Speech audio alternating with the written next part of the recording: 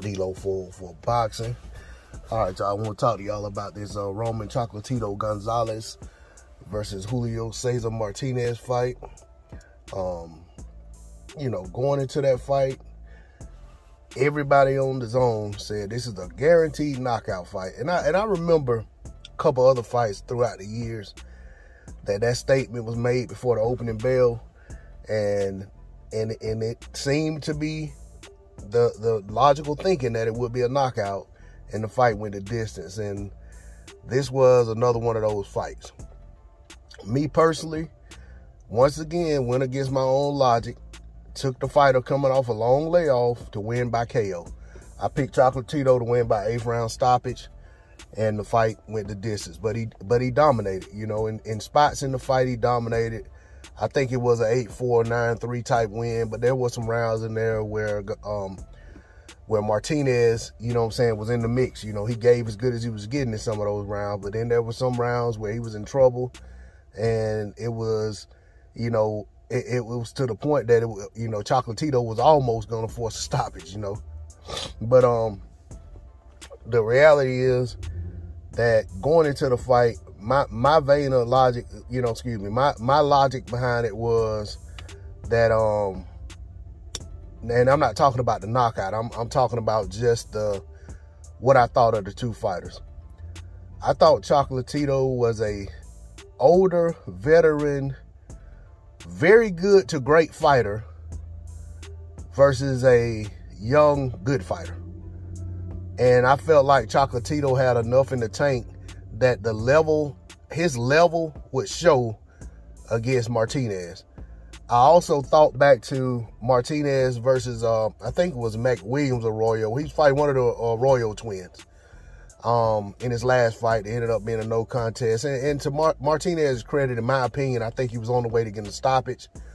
But the fight was, I think it was an accidental headbutt in which they, you know, Arroyo saw that as an opportunity to get out of the fight, in my opinion.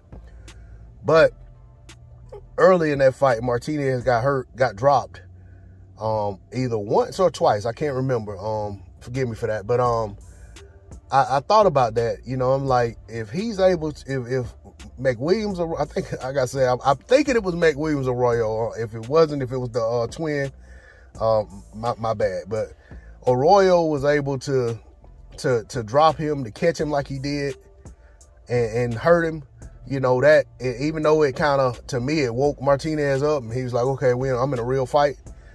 I looked at it like, if that could happen to him in that fight, I felt like Chocolatito was a good enough, he had enough left in the tank, and he was a superior technician to Arroyo by far. And I felt like at some point as the fight wore on, he would be able to catch Martinez and hurt him bad enough and be able to turn up and get the stoppage. But there again, like I said, I went against my own logic in picking a fighter coming off a long layoff to win by KO. I did that 2 times this weekend. I did the same thing in the fight with Ramirez. Sorry about that, y'all. With Jose Ramirez, coming off a long layoff. So, you know, no more of that. No more of that. You know what I'm saying? Because consistently, these guys are not getting stoppages. Like I said, me and Treggs had a conversation about it. I said, man, they running about an 18.5% of the time. These guys coming off long layoffs are getting stoppages. You know, so and it looks like it's going down, to be honest. So definitely was a good fight.